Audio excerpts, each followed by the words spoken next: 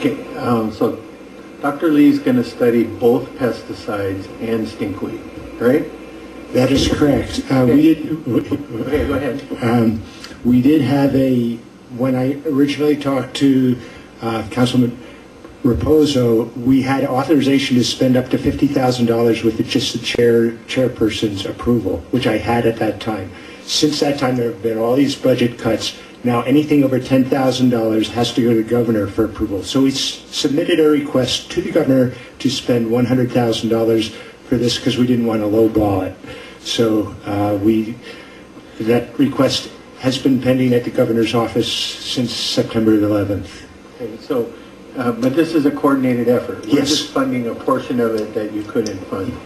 Because the concerns from the community is that events have occurred, right? And some people believe it's pesticides and some people believe it's some other cause.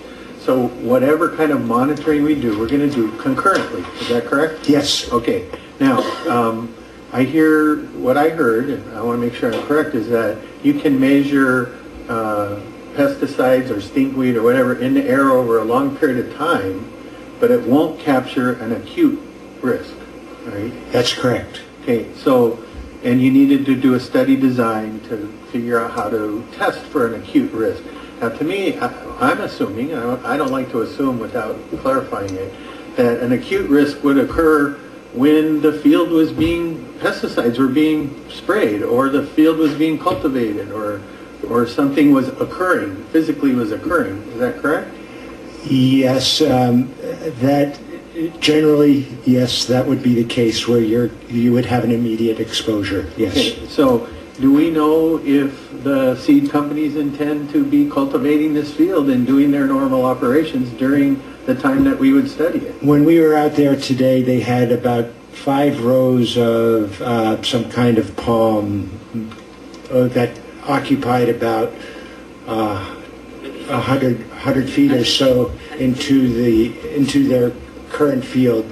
That will mitigate some of the exposure, but pesticide residues will, if the community is correct and it is the seed corn company, that will intercept some of the residues, but it was a fairly small row, and if they stopped spraying field 806, which I believe is the field closest, that would obviously impact the magnitude of the residues at the school. And if they continued not spraying field 806, I think their date was January.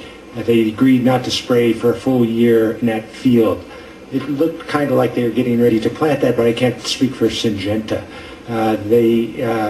They may be putting that field in operation again in January, but we would elicit the cooperation from the pesticide users in the area so we could test for the substances that they are using. And that's another threshold we need to figure out, is how far away do we want to survey the area for pesticide use? Well, how big a circle do we draw around that? So I hear Dr. Lee saying I need to collect a lot of information in order to know how to design this study, when to put it into effect, that kind of thing, right? And so, and that'll be, well, as an aside, we got to make sure that the governor approves the funds first, right? We don't want to spend the county funds if there's not the concurrent funds. Yes. Right? So you might want to, you can deal with that. Right, but we can approve those, and with your assurances that we won't be spending the county funds without the concurrent state funds. You know, but this whole, you know, this involves our community. So I'm assuming again, so I want to get a confirmation that there'll be ongoing dialogue with the council, with the community, as this process develops, right? I think that would be desirable. Because I also hear Dr. Lee saying if we can engage students and members of the community and make this part of an educational process.